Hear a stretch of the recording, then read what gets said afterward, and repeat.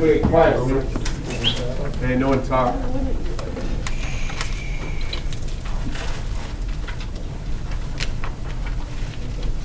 Good luck. Look, as you're starting to get better and better at the AP test, a big part of what you should be trying to accomplish is getting better and better at reading slow and careful and recognizing, like, I don't know, the clues they're giving you that help you get started. Like, you don't have to know step 2, you just have to find a step 1. Once you write down step 1, step 2 usually will appear. So, it says let f be the function given by this. I think you should cross things out. The more you get rid of the words, the easier it is to see what they're really giving you. So it's simply a formula for f. Which of the following is an equation for the line tangent to f? I would have stopped right there. Okay, make sure you listen close.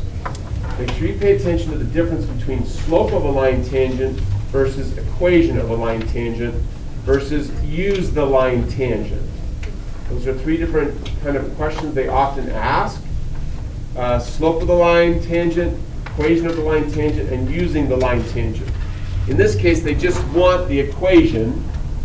So I go straight to my favorite picture. I draw that. I label. The point is x equal 1.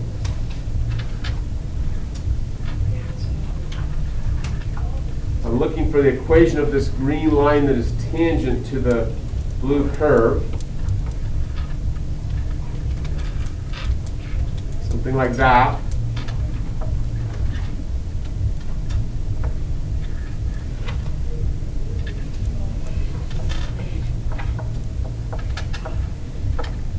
Question. Okay, as always, you learn way better thinking with me than just listening. So, hands up, who knows how to find this? Well, actually, we should go here first. This is the goal of the problem, is to find this. So raise your hand if you know what that symbol represents. Hands, come on.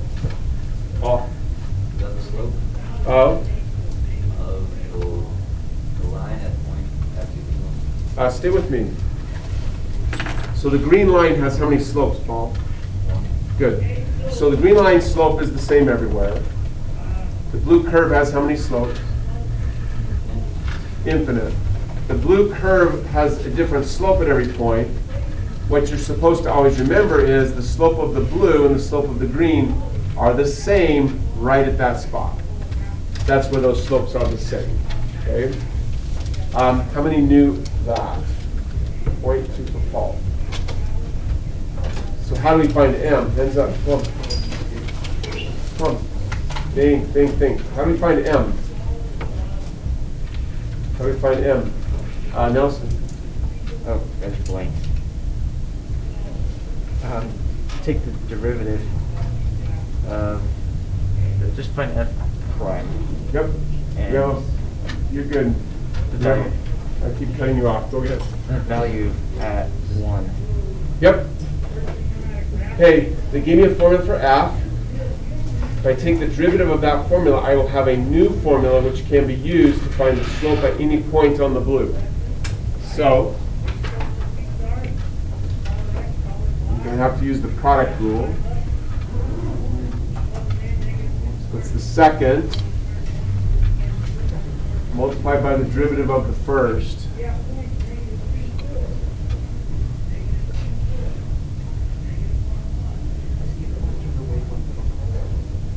Plus the first.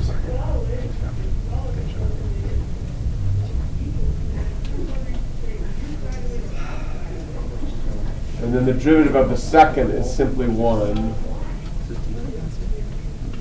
Please. Don't you need to put the chain rule on inside that first term? Raise your hand if you saw that mistake. 2 points, 3 for David. Well done.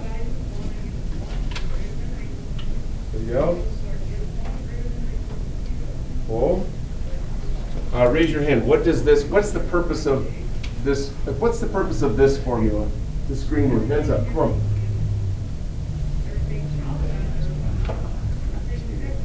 What's the purpose of the green formula?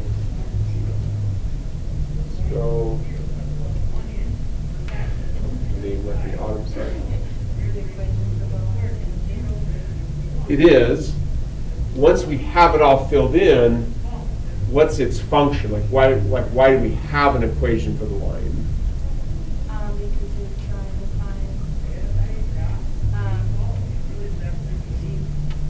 find, You're okay. Everybody memorize this slogan. Look, it's really, 2 points for autumn. It's really simple. When you have an equation of a line or an equation of a curve, all you have is something where you plug in an x, you find a y. Plug in a y, you find an x. Like that happens all the time on the AP test, so make sure that's memorized. Happens so much I made a box for it right here. This equation y is how we find points on the line. Equation f is how we find points on the curve. Equation f prime is how we find slopes on the curve. So make sure that's memorized. Question. So now we have this equation for finding slopes on the curve. You don't have to factor it, but just because you might encounter a problem where you will have to factor, I'll show that real quick. We can factor out a 2x, subtract 1 to the 4th power. That will leave 10x plus 1 plus 2x subtract 1. Questions? Hold up what I do now. Just hold your thinking with me, not just watching what comes now. Edward. You plug in 1 at every x value. Yep. Let's go over here, find f of 1, f prime of 1.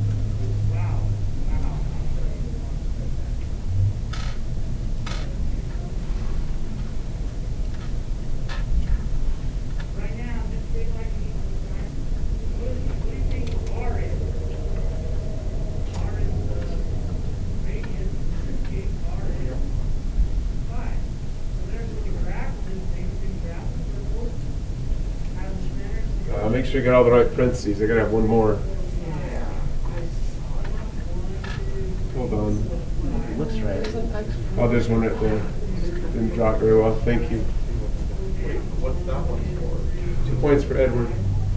So here's the matching sets. Oh, I see it. Never mind. You see it? Yeah. Yeah, that one. Missing an open. Have you out? Okay, now I'm on. That's nothing. Yeah, Ah, that's come not right.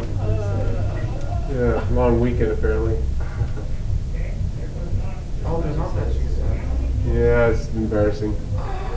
Awkward. Awkward. For you. What do you say? Awkward for a human? I can't hear anything.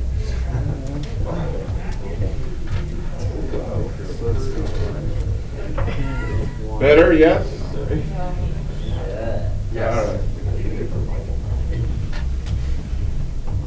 Question. For Edward, Allison? wait, inside the parentheses next to the 10, why did you do a plus?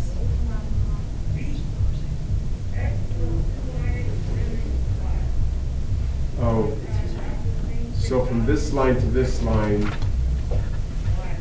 I'm going to factor out this. So that's right here. That's going to leave the 2, the 5, and the x plus 1. So 2 times 5 is 10, and there's the x plus 1. You see it? Yeah, That answer your question? yes. 240? Keep going.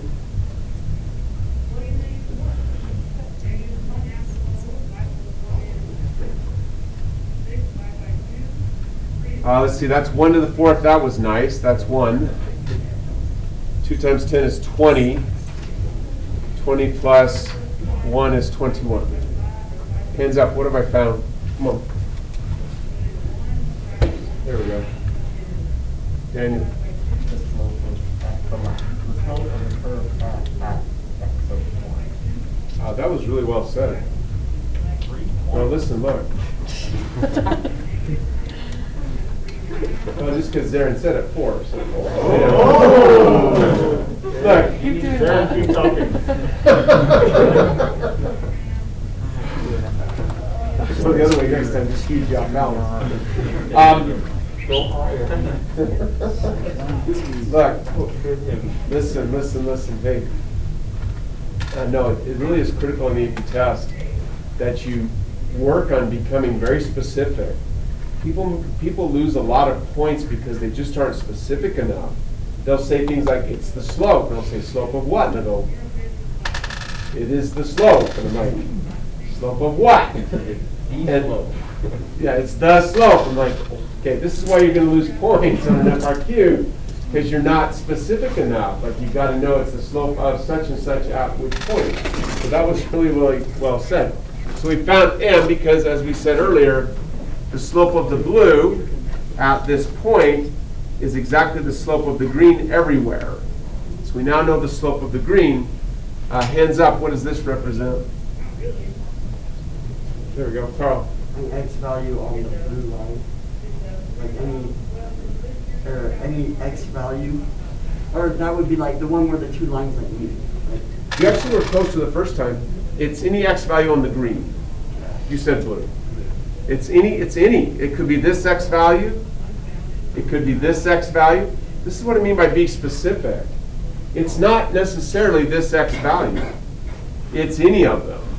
Now, the one we use 99% of the time for our class is right here, but you don't want to run into an AP question where you've got to use a different point and you forget that. How many knew it? 0.2 for Carl. The key thing, though, is that this point here, it must correspond. Okay, you don't treat X and Y separate. They're a matched set. The X and the Y go together. So if you're picking this point here, you've got to find the X and the Y of that point. That's why we're picking this one, because we already know the X. Hands up, how do I find the Y right here? There we go. Jonathan. Well, every equation gives you a y for every x, so put the x back into the top equation. 2 points for that, 1 for the rest of you. I use this now to find the point. So I go find f of 1.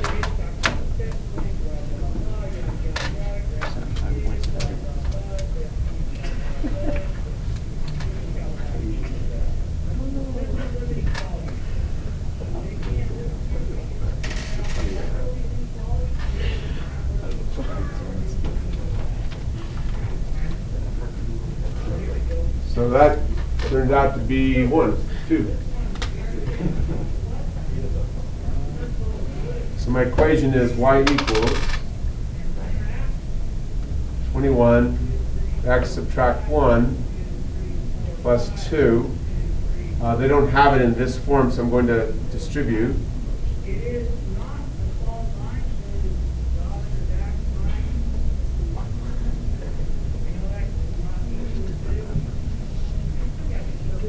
On this part? Or this last part? I got that part. Questions?